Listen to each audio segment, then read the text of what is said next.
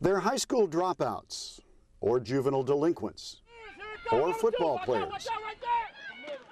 But to Jimmie Edwards, they are all his kids. Well, I have close to 1,100 foster care children and another 300 or 400 children that are on official court supervision, and then another 235 children by December at the school. So I have a lot of children. Edwards calls them his kids because he's Judge Jimmie Edwards, and he runs the family court in St. Louis.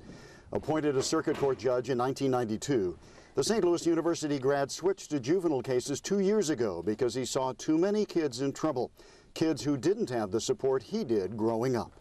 We had a very, very strong mom, and our entire lives was dictated by a street light.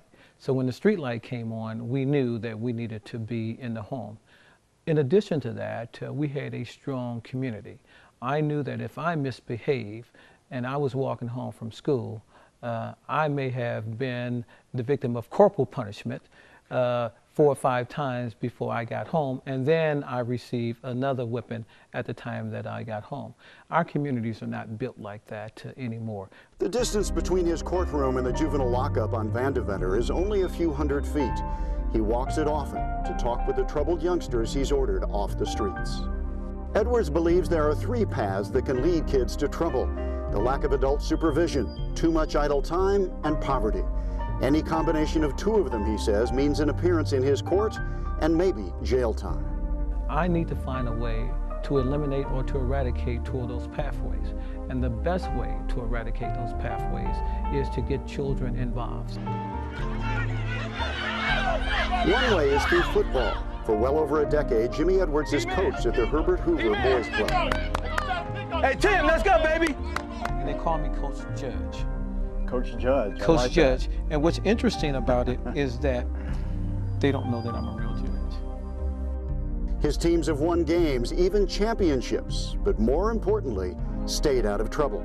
None of the children that I've had the pleasure of coaching at Herbert Hoover for the last 15 or 16 years or so have had the unfortunate problems of having criminal records.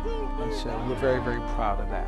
But perhaps nothing demonstrates the fervor of Jimmie Edwards' commitment than this building at 19th and Cass.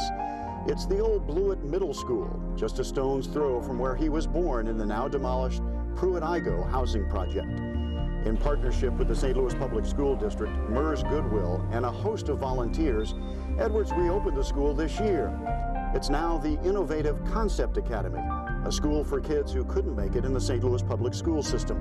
Some were expelled, others dropped out. For now, there are roughly 125 of them in grades 6 through 12. Here they get another chance, maybe their last chance, to stay out of Judge Edwards' courtroom.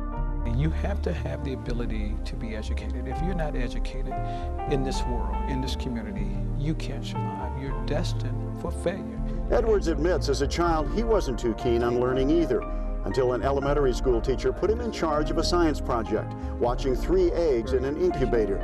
He moved from the back of the class to the front, and when one of them hatched, his curiosity was unleashed. A crack in the egg changed my life.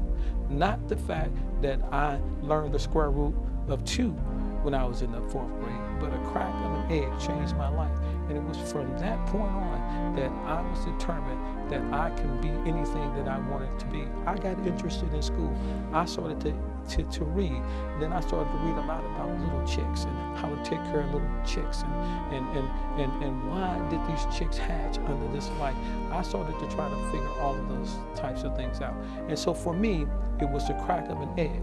I don't know what it will be for these children here, but I know it will be something.